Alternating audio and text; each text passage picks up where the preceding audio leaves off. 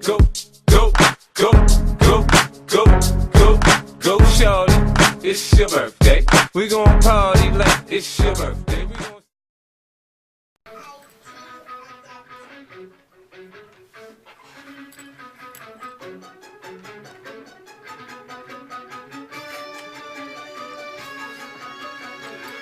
Oedipus was born into a prophecy. It was his destiny to kill his dad and marry his mom. So his dad was mad, so he sent him to Mount Citharon, where he was found upon. His angles were bound together. He figured he'd be better if he went to Corinth. The king and queen raised him, later he'd be praised. When he heard about his prophecy, he was dazed. He ran away to find a way for the truth to stay away. One day he met Laius at the crossroads. Oedipus had just met the father, which he didn't know. They quarreled over who would get the right way. King Laius' life ended that day.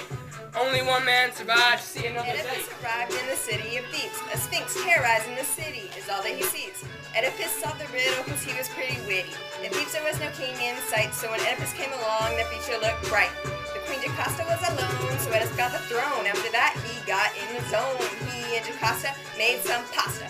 Several years later, everyone's fears began to appear. A big plague has struck the city, it is such a pity. Now they turn to Oedipus to learn why people are crying and everyone is dying. They found out that Apollo was whining because no one got involved to solve the murder of King Laius.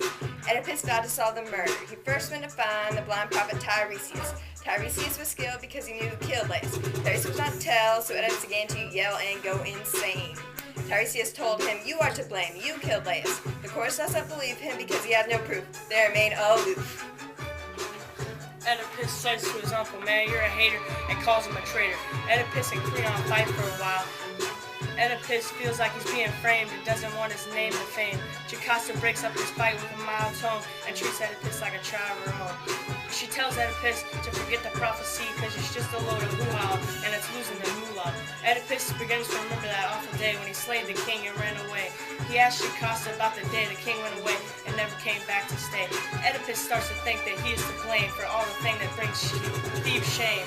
Oedipus is holding on to one last hope. You see, there was one man that escaped that terrifying day, and now he's coming to the castle, but he won't say a word.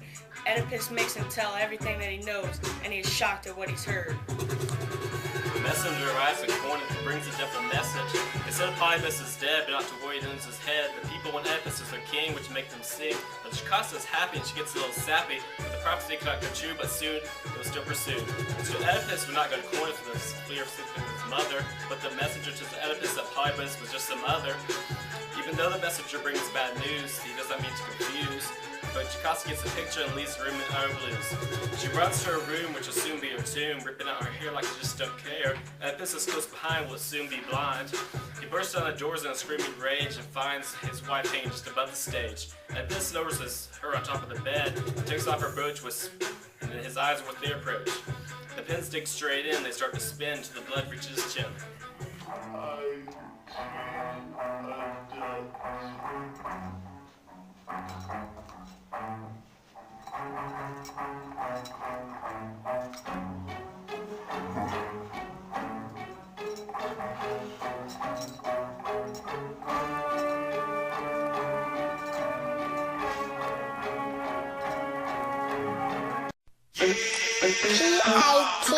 Adapted.